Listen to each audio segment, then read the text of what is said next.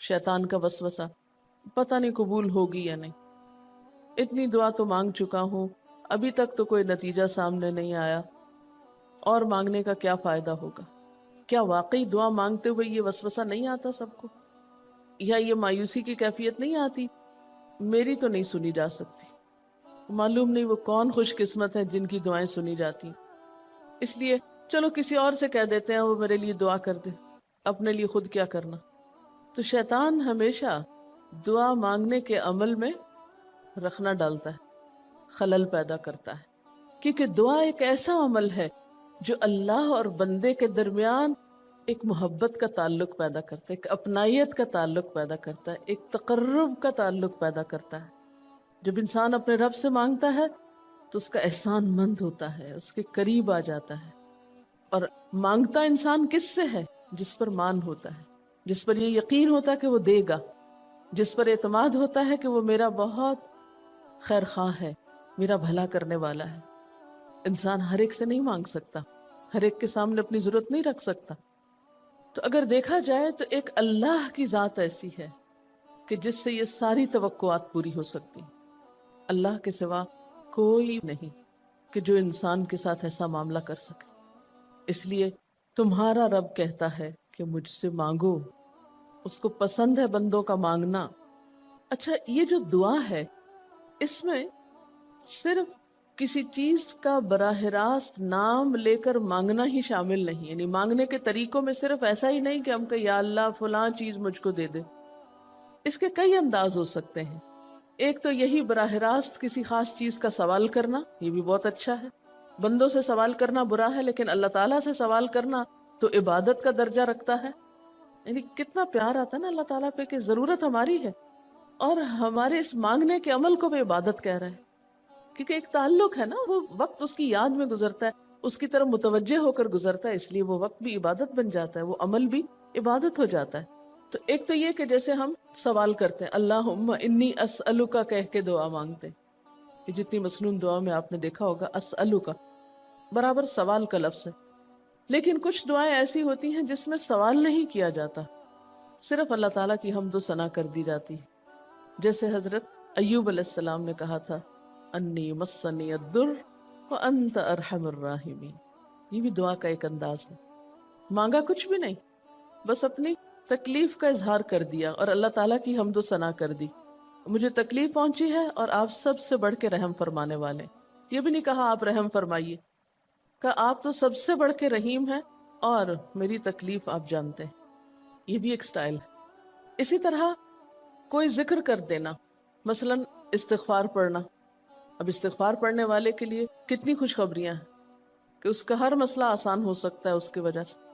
खैर उसमें तो बख्शिश की तलब होती है, एक तलब का अंदाज है, लेकिन इस्तिग़फार जो है वो आम दुआ से जरा मुख्तलिफ है। इसी तरह दुरूद शरीफ पढ़ना, उसमें अपने लिए तो आप कुछ भी नहीं मांग रहे होते, नबी सल्लल्लाहु अलैहि वसल्लम के लिए मांग रहे हैं। लेकिन वहां क्या हो रहा है कि जब आप उनके लिए रहमत की दुआ मांगते हैं, अल्लाह ताला आप पे 10 रहमतें फरमाते हैं। ये भी एक मांगने का अंदाज है। अब दुरूद शरीफ पढ़ना जो है बायसे बरकत भी है, इबादत भी है, जिक्र भी है और एक तरह की दुआ भी है। इसी तरह बाज अज़कार के आपने कितने फायदे देखे। सुबह शाम की दुआओं में आप देखिए, आप पढ़ते हैं बिस्मिल्लाहिल्लज़ी ला यदुर्रु मा अस्मिही शैउन फिल अर्दि वला फिस समाई व हुवस समीउल अलीम। ये सिर्फ जिक्र है, इसमें आप मांग तो कुछ नहीं रहे, लेकिन कितनी फजीलत है इसकी कि जो शख्स ये दुआ पढ़ेगा उसको कोई चीज नुकसान नहीं देगी। उसमें आप ये नहीं कह रहे कि या अल्लाह मैं तुझसे सवाल करता हूँ कि हर नुकसानदेह चीज को मुझसे दूर कर दे, नहीं। फिर इसी तरह अल्लाह ताला की हम्दो सना के जो कलिमात हैं, मसलन ला इलाहा इल्लल्लाहु वहदहु ला शरीका लहु लहुल मुल्कु व लहुल हम्दु व हुवा अला कुल्ली शैइन क़दीर। अरफात की हदीस में आता है कि आपने फरमाया कि अरफात में मेरी दुआ और मुझसे पहले अंबिया की दुआ ये कलिमा है, ला इलाहा इल्लल्लाह। अब अगर देखा जाए तो इसमें तो कोई दुआ की बात नहीं, ये तो सिर्फ अल्लाह का जिक्र है। तो ये भी मांगने का एक तरीका, हम मांगे कुछ नहीं, बस सिर्फ जिक्र करते रहे उसका बैठ के। इसी तरह आप देखते हैं कि तवाफ के दौरान आप क्या पढ़ते थे, सुभान अल्लाहि वल्हम्दुलिल्लाहि वला इलाहा इल्लल्लाहु वल्लाहु अकबर। अब ये दुआ तो नहीं, ये तो जिक्र है अल्लाह का।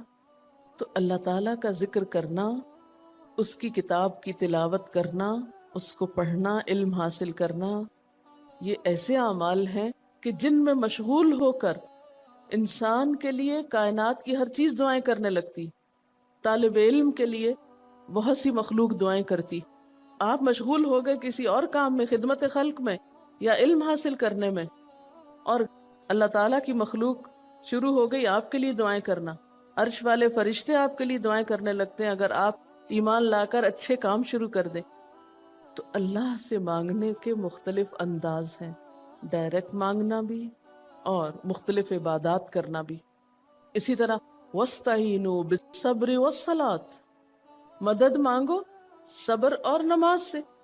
ٹھیک ہے، نماز میں انسان بہت سی دعائیں پڑھتا ہے، لیکن اگر مشکل وقت میں انسان صبر کے ساتھ نفل پڑھ کے اللہ تعالیٰ کا ذکر کرے اور اس کو سمجھ نہ بھی آئے کہ کیا دعا مانگو، کیونکہ بعض پریشانیاں ایسی ہوتی ہیں کہ انسان منہ سے کچھ نکال بھی نہیں سکتا، تو یہ نماز بھی کافی ہو جائے گی. وَقَالَ رَبُّكُمُ ادْعُونِي، اور تمہارا رب کہتا ہے مجھے پکارو. اور پکارنے کے کئی انداز ہیں. دل ہی دل میں پکارنا بھی آتا ہے، چپ کے پکارنا بھی آتا ہے، اونچی آواز سے پکارنا بھی آتا ہے، اکیلے پکارنا بھی آتا ہے، سب کے ساتھ مل کے دعا کرنا بھی آتا ہے. کوئی دعا مانگ رہا ہو تو آمین کہنے سے بھی بات بن جاتی.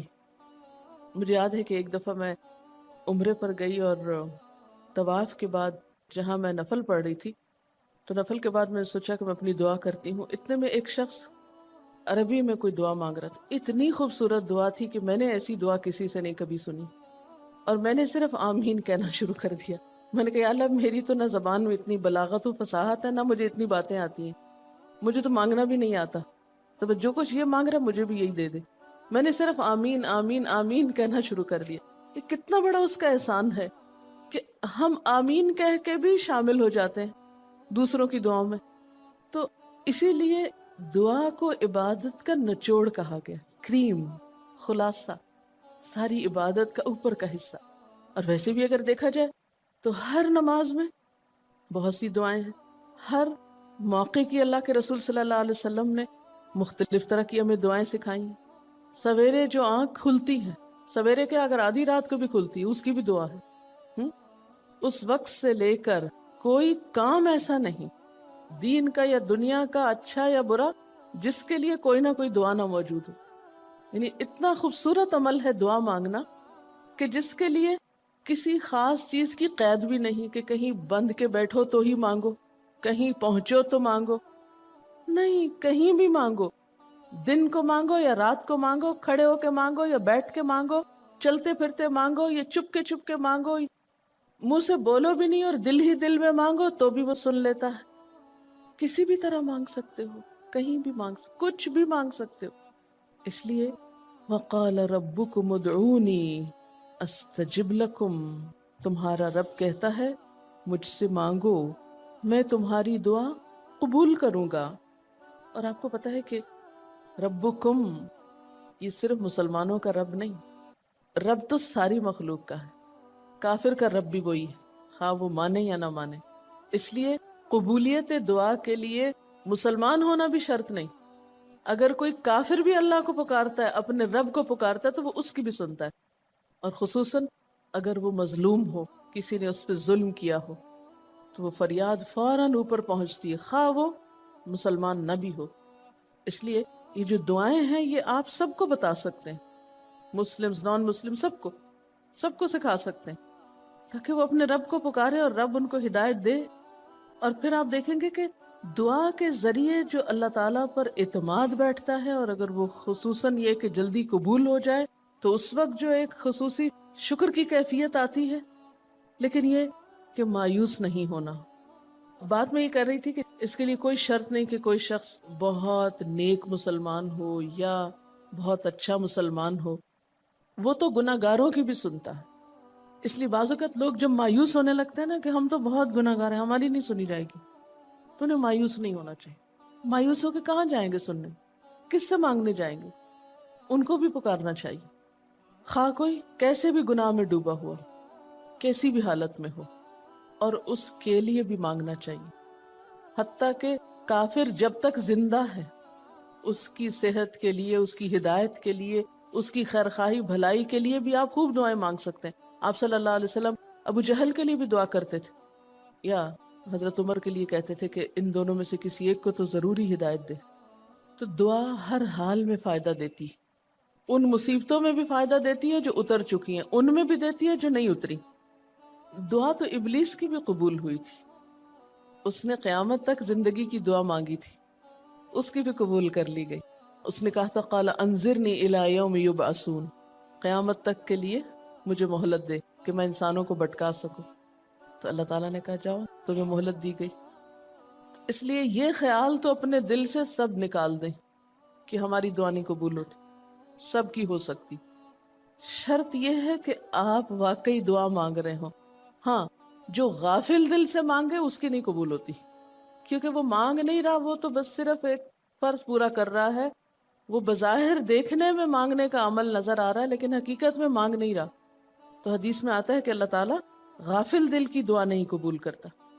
بس کچھ ادب یہ ضرور سکھائے گئے کہ انسان قطع رحمی کی دعا نہ کرے، گناہ کی دعا نہ کرے، غلط کاموں کی دعا نہ کرے، اور پھر ساتھ یہ کہ دعا کرنے کے بعد مایوس نہ ہو، دعا میں جلد بازی نہ کرے، کیونکہ اللہ تعالیٰ نے قبولیت دعا کا وعدہ کر رکھا ہے. استجب لکم، میں قبول کروں گا تمہاری دعائیں. ہاں، یہ ضرور ہے کہ قبولیت کی شکلیں مختلف ہوتی ہیں. بعض اوقات تو انسان کو بالکل وہی مل جاتا ہے جو وہ چاہتا ہے، بعض اوقات وہ نہیں ملتا جو وہ چاہتا ہے، بلکہ وہ دے دیا جاتا ہے جو اس کو زیادہ ضرورت ہوتا ہے. یعنی ہمارا تو علم اتنا محدود ہے نا، ہم ایک چیز مانگ رہے ہوتے ہیں جو ہمارے حق میں کوئی زیادہ اچھی نہیں ہوتی. اللہ تعالیٰ ہمارے لیے ہم سے بڑھ کر مہربان ہے، وہ ہمیں وہ نہیں دیتا بلکہ وہ دیتا ہے جو ہمیں اس سے زیادہ فائدہ دے سکتا ہے. اگر آپ اپنی گزشتہ زندگی کی دعاؤں پہ ایک نظر ڈالیں تو ہم کتنی چھوٹی چھوٹی چیزیں مانگتے رہے ہیں، اور اللہ تعالیٰ نے ہمیں اس سے بڑھ کر عطا کیا ہے. ہم سب کو جو اللہ تعالیٰ نے دین کی سمجھ دی یا دین کو سیکھنے کا شوق دیا، ضروری نہیں کہ ہم سب نے یہ مانگا ہی ہو کہ اللہ تو ہمیں موقع دینا اپنے دین کو سیکھنے کے لیے، سکھانے کے لیے. لیکن یہ ضرور ہو سکتا ہے کہ ہم زندگی میں کچھ اور مانگتے رہے اور ہمیں وہ نہیں ملا، یہ نعمت مل گئی اور وہ ہمارے حق میں زیادہ بہتر ہو گئی. اور یہ ہو سکتا تھا کہ ہمیں وہ چیز مل جاتی اور آج ہم اس چھوٹی سی چیز کو لے کر اس کا شوق بھی پورا کر چکے ہوتے، اس کی ساری اٹریکشن ختم ہو چکی ہوتی، کیونکہ دنیا کی کوئی چیز ایسی نہیں جس کی اٹریکشن ختم نہ ہو جائے یا جس کی ویلیو گھٹ نہ جائے، جو پرانی نہ ہو جائے. لیکن قرآن کا علم ایک ایسا علم ہے جو ہر دم نیا لگتا ہے، ہر دم زندگی دیتا ہے، خوشی دیتا ہے، سکون دیتا ہے، ایک راحت ملتی ہے. یہ پرانا نہیں ہوتا. پھر اسی طرح یہ بھی ہوتا ہے کہ بعض اوقات انسان کی کوئی آفت ٹال دی جاتی. آپ مانگ رہے ہیں رزق، تو وہ رزق میں برکت تو نہیں ہوتی مثلاً، لیکن کوئی بیماری آپ سے ٹال دی جاتی کہ خدا نہ خواستہ آپ کو اگر مال مل بھی جائے اور ایسی بیماری لگ جائے کہ سارا مال اس میں ڈوب جائے تو مال بھی گیا اور تکلیف الگ. تو اللہ تعالیٰ اپنی رحمت سے آپ کو زیادہ مال تو نہیں دیتے مگر وہ بہت بڑی بلا سے محفوظ رکھتے ہیں، کسی حادثے سے بچا لیتے ہیں، کسی ایسی پریشانی سے بچا لیتے ہیں کہ جس میں آپ کا سب کچھ ہی کھپ جاتا. کیونکہ ہمارے پاس کوئی رائٹ تو نہیں ہے، ہم کو ڈیزرو تو نہیں کرتے کہ ہر وقت ہم امن و امان میں رہیں. ہمارے اپنے گناہوں کی بدولت، کئی بیرونی اسباب کی بدولت کوئی مشکل، کوئی حادثہ، کوئی مصیبت کسی بھی وقت آ سکتی جو دنیا میں مختلف لوگوں پر آتی رہتی. ہم ہر امن ڈیزرو تھوڑی کرتے ہیں، یہ تو اللہ کی عنایت اور رحمت اور نعمت ہے کہ وہ جو ہمیں دیے ہوئے یہ. اور یہ عین ممکن ہے کہ ہم کوئی اور دعا مانگتے ہوں اور اللہ تعالیٰ اس کی بجائے ہمیں عافیت میں رکھے ہوئے ہو، ایک پرسکون زندگی دیے ہوئے ہیں ہمیں کہ ہمارے ہاتھ پاؤں سلامت ہیں، ہم بول سکتے ہیں، ہم دیکھ سکتے ہیں، ہم کھا پی سکتے ہیں، ہم چل پھر سکتے ہیں، ہم کسی کے محتاج نہیں ہیں. کتنا بڑا احسان ہے اس کا. اس لیے اگر کوئی دعا وقتی طور پر بعینہ ہی قبول نہیں ہوتی، بعینہ ہی کا کیا مطلب؟ ایز اٹ از، جس طرح ہم چاہتے ہیں، تو بھی کوئی بات نہیں، صبر کرنا چاہیے. لیکن یہ نہیں سوچنا چاہیے کہ نہیں اللہ تعالیٰ دعا نہیں سنتا. ایک اور جگہ پر بھی فرمایا وَإِذَا سَأَلَكَ عِبَادِي عَنِّي فَإِنِّي قَرِيبٌ أُجِيبُ دَعْوَةَ الدَّاعِ إِذَا دَعَانِ فَلْيَسْتَجِيبُوا لِي وَلْيُؤْمِنُوا بِي لَعَلَّهُمْ يَرْشُدُونَ. جب میرے بندے آپ سے میرے بارے میں سوال کریں تو آپ بتا دیجئے کہ میں قریب ہوں، بہت قریب ہوں. اجیب دعوت الداعی، میں پکارنے والے کی پکار کا جواب دیتا ہوں. استجب لکم، قبول کرتا ہوں.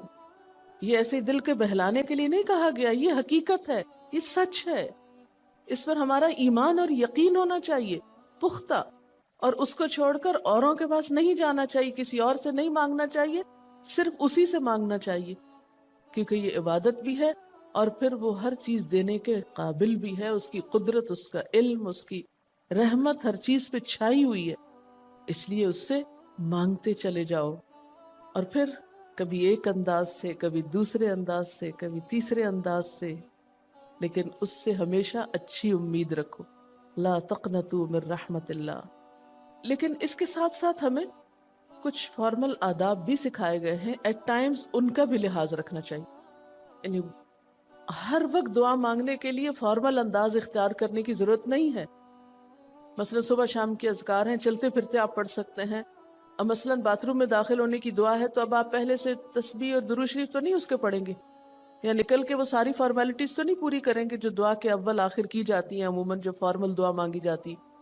تو ایٹ ٹائمز آپ بس ڈائریکٹ دعا مانگ لیں، ایٹ ٹائمز آپ پوری فارمیلٹیز کے ساتھ مانگ لیں، اور اس میں آپ دیکھیے کہ فارمل دعا مانگنے کا طریقہ کیا ہے کہ اللہ تعالیٰ کی حمد و ثنا سے شروع کیا جائے، نبی صلی اللہ علیہ وسلم پر درود بھیجا جائے، پھر اسی طرح یہ ہے کہ دعا میں عاجزی ہونی چاہیے، مانگنے کا انداز غالب ہونا چاہیے، شعر کے انداز میں چیخ چلا کے دعا نہیں مانگنی چاہیے، یا تقریر کے انداز میں دعا نہیں مانگنی چاہیے، امید اور خوف کے درمیان اعتدال کے ساتھ، پھر اسی طرح یہ کہ دعا میں مبالغہ آرائی نہیں کرنی چاہیے، پھر اسی طرح کچھ چیزیں ایسی ہیں کہ جن کا اگر اہتمام کبھی ہو سکے کبھی کبھار تو بہت اچھا ہے، اور خصوصی جو قبولیت کے اوقات ہیں ان کا لحاظ رکھتے ہوئے ان مواقع سے فائدہ اٹھانا چاہیے، مثلا رات کے تیسرے حصے میں یعنی سحر کے وقت، پھر اسی طرح اذان اور اقامت کے درمیان، صف میں کھڑے ہو کر، صدقہ کرنے کے بعد،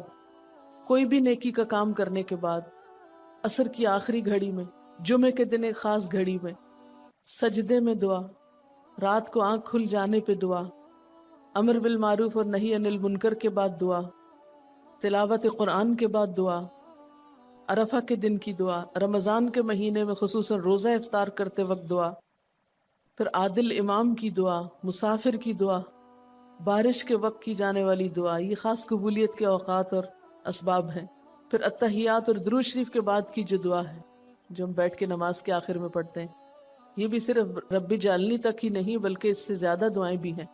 پھر اسی طرح جب اللہ تعالیٰ پر بہت پیار آ رہا ہو، بہت دل اس کی طرف متوجہ ہو، کیونکہ اللہ تعالیٰ غافل دل کی دعا نہیں سنتے، تو جب دل بہت متوجہ ہو تو فوراً دعا کے بھی فائدہ اٹھا لیں۔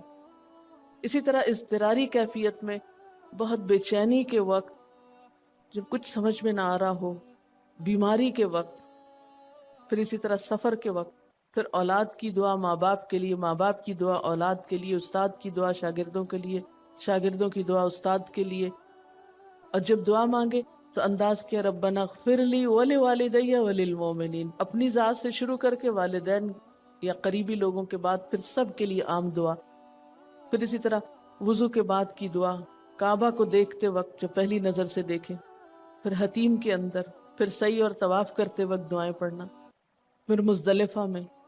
لیکن یاد رکھیے کہ ان قبولیت کے خاص مواقع اور مقامات کے علاوہ دعا تو کسی بھی وقت کی جا سکتی اور کوئی بھی گھڑی قبولیت کی گھڑی ہو سکتی، اس لیے ہمیشہ دعا مانگتے وقت یہ یقین رکھیں کہ اللہ تعالیٰ قبول کرے گا، مایوسی کے ساتھ دعا نہ ہو، کیونکہ جتنی ہماری دعا کے اندر یقین کی کیفیت ہوگی اتنا ہی انشاءاللہ قبولیت کے چانسز زیادہ ہوں گے۔